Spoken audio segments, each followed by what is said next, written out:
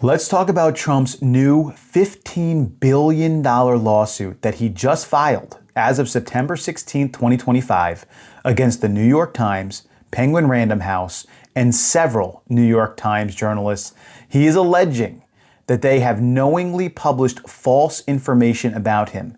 He also says in the lawsuit that they are not a neutral media outlet, but in fact, they push far-left radical ideas. In the lawsuit, Trump's lawyers are also alleging malice and intentional misconduct, and the $15 billion is the size of the damage that has been done to Trump personally and any business interests he might have. So let's talk about three really important things. The media has been completely weaponized against Donald Trump. The lawsuit specifically cites the book Lucky Loser by two New York Times reporters and three New York Times articles as being malicious, and they were released right around the time Donald Trump was running for the 2024 election. One of the articles, which was cited in the lawsuit, was an editorial by the New York Times, which claimed that Donald Trump was unfit for office. This was not an opinion piece by any random journalist. This was approved by the editorial board. Now, newspapers can make any editorial claims that they want.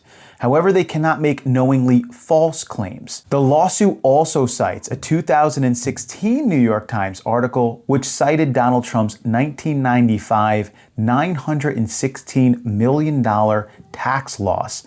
The reason this is cited in the lawsuit is to show that this campaign of maliciously attacking Donald Trump has been sustained for nearly a decade. Second point. The media cannot continue to print false information without any consequences. What is stopping the media right now from printing or airing questionable falsehoods about any conservative individual or conservative organization? And when they're called to task on it, burying any corrections they make, if they make them at all. A line has to be drawn, and it has to be drawn now. This is why I believe Donald Trump is making this $15 billion lawsuit to make a point that you cannot hide behind journalism while running endorsements for rival candidates and publishing knowingly false, misleading, and malicious information. And all of this is leading to the hate and violence we're seeing in the United States today. When these media outlets continue to print and air that conservatives are fascists and they're Nazis,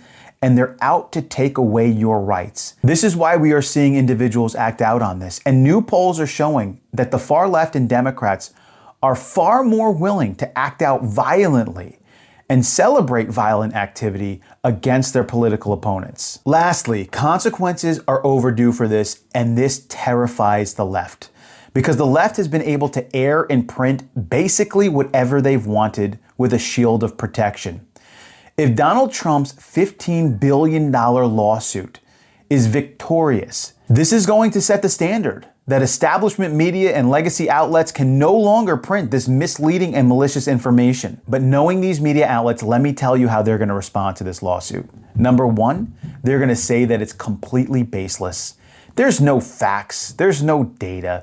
The Trump lawyers and the Trump organization have nothing to stand on. And they're going to try to smear the lawsuit itself, literally proving everything the lawsuit is saying against them. And there's also precedent that Donald Trump may in fact win a legal victory with this.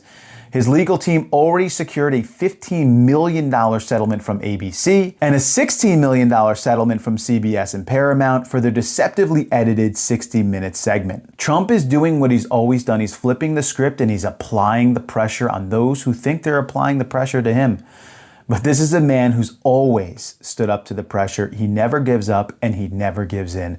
A $15 billion lawsuit is a statement, and a victory that's anywhere close to that number will begin to hold journalists and media outlets accountable for their actions.